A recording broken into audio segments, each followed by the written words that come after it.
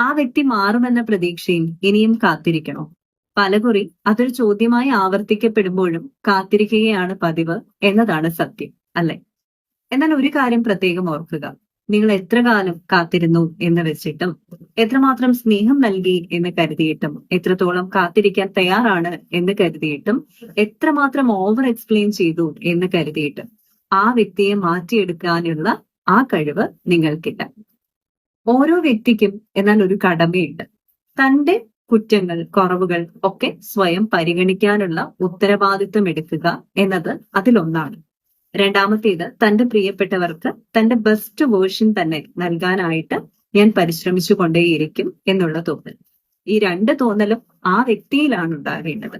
അങ്ങനെ സ്വയം മാറാനേ ഒരു വ്യക്തിക്ക് സാധിക്കുകയുള്ളൂ. നിങ്ങൾക്ക് ആരെയും മാറ്റിയെടുക്കാൻ സാധിക്കില്ല. എന്നിട്ടും ഈ സത്യമൊക്കെ അറിഞ്ഞിട്ടും ആ വ്യക്തി മാറാൻ തയ്യാറല്ല എന്ന് മനസ്സിലാക്കിയിട്ടും നിങ്ങൾ കാത്തിരിക്കുന്നുണ്ടെങ്കിൽ ആ കാത്തിരിപ്പ് വെറുതെ ആയി പോകുന്നല്ലോ എന്ന് പറഞ്ഞ് ഒരുമിച്ചിരുന്ന് നമുക്ക് സങ്കടപ്പെടാനേ സാധിക്കുകയുള്ളൂ. കാത്തിരിപ്പുകൾ കൊണ്ട് ഒരു മാറ്റവും സംഭവിക്കുകയില്ല എന്ന് നിങ്ങൾക്കും അറിയാം, എനിക്കും അറിയാം.